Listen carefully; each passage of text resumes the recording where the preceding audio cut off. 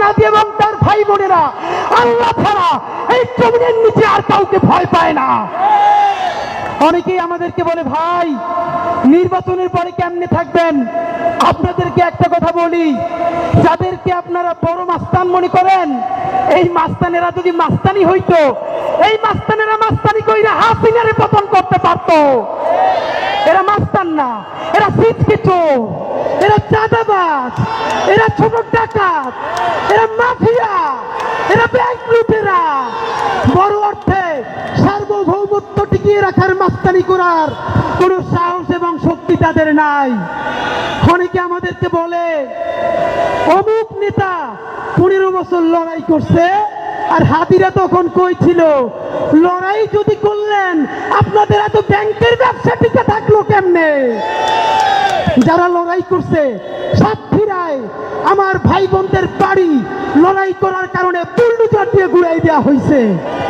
এই ঢাকায় যারা স্বাধীনতার পক্ষে দাঁড়াইছে, হেফাজতের রাত্রে মানুষের পক্ষে দাঁড়াইছে, তাদের ব্যবসা বাণিজ্য লুট করা হয়েছে। তাহলে এত বড় বিপ্লবী এখন হইলেন, এতগুলো ব্যাংক, এত বিমা, ঢাকায় এত হোটেল, এত ব্যবসা বাণিজ্য কেমনে চালাইলেন ভাইরা? এই সব কথা বলে আমাদের পিছনে লাগে লাভ নাই। নতুন আমাদের চরিত্র হননের জন্য টোকাই, ভালো কাপড় চুপড় পরলে চেহারা ভালো হইলেই এলিট হয়, পশ হয়, এই চিন্তা বহু আগের দিন গেছে। শুনেন, মানুষ এলিট হয় তার চিন্তায়, মানুষ এলিট হয় তার মনস্তত্ত্বে। ভালো কাপড় চুপড় সব থেকে সন্ত্রাসী দুনিয়া সিনার চাইতে বেশি কেউ পড়তো না। 800 ভরি স্বর্ণ দুনিয়া সিনার ছিল, এর মানে সোনাদানা দিয়ে যদি এলিট হয়, হাসিনার চাইতে বড় কোনো এলিট নাই। নতুন এলিট সম্ভ্রান্ত, সম্ভ্রান্ত এবং সম্মানিত, এর সংজ্ঞা ঠিক করবে। কে কত সৎ, দায়িত্ব নিয়ে বলছি, চ্যালেঞ্জ করে বলছি। অনেকে বলেন আমরা নাকি সততা সেল করি। ভাইয়েরা, সততা বেচি বেচি বলতে কোনো দ্বিধা নাই। যদি সাহস থাকে আপনারাও সততা বিক্রি করে দেখান।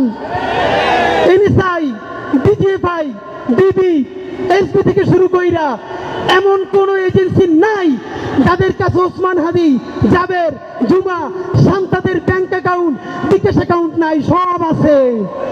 যদি পারেন 1 টাকার চাঁদাবাজি করাপশন প্রমাণ কইরা দেখান।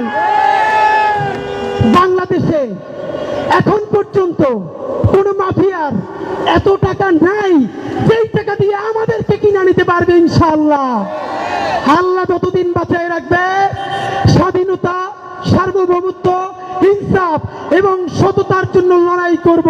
এই লড়াই আমাদের জিহাদ ইনশাআল্লাহ। আর যদি আমি মরে যাই, আমি শহীদ হয়ে যাই, আমার ডান পাশের ভাই বোনেরা এই লড়াই যতদিন বেঁচে থাকবে ততদিন চালাই নেবে ইনশাআল্লাহ। বন্ধুরা, আপনারা যারা এত কষ্ট করে এসেছেন, সামান্য লাঞ্চের ব্যবস্থা করেছি, সবাই একসাথে খাবো। এরপর এখানে কনসার্ট ফর ঢাকা 8 হবে। অনেকে কষ্ট পেয়েছেন। দেখেন, এই শাহবাগ শব্দটাকে বাংলার মুসলমান, বাংলার আপমর জনগণের কাছে পবিত্র কইরা তুলছিল ইনকিলাব মঞ্চ। কনসার্ট মানে নাচনা গানা, উলঙ্গ ড্রেস পইরা লাভ দেয়া না। কনসার্ট যে স্বাধীনতার সার্বভৌমত্ব এবং বাংলাদেশের প্রতীক হয়ে উঠতে পারে, আজকে যারা থাকবেন তারা দেখবেন ইনশাআল্লাহ। আমরা আমাদের শব্দ, আমাদের ভূমি, আমাদের জমিন আমরা কাউরে দলিল কইরা দেই নাই। এবার একটা রেনেসাঁ চলবে, দলিল পুনরুদ্ধার চলবে। স্যার সলিমুল্লাহর বিশ্ববিদ্যালয়কে আপমর বাংলাদেশের কাছে ফিরিয়ে দেওয়া হবে ইনশাআল্লাহ। সুতরাং নির্বাচনে জিতবো কিনা এটা তো ছোট প্রশ্ন।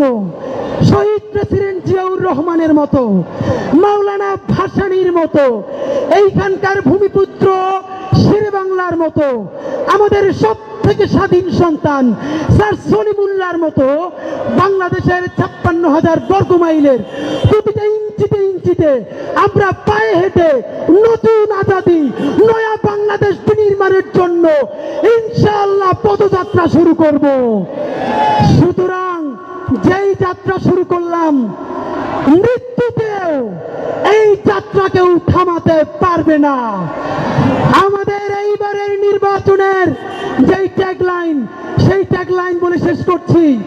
রেনেসার কবি ফররুখ আহমদ যেটা বলেছেন, নতুন পানিতে সফর এবার, হে মাঝি নতুন পানিতে সফর এবার। আমি বলবো নতুন পানিতে সফর এবার, আপনারা বলবেন হেমাজি জিন্দাবাদ। ঠিক আছে, নতুন পানিতে সফর এবার,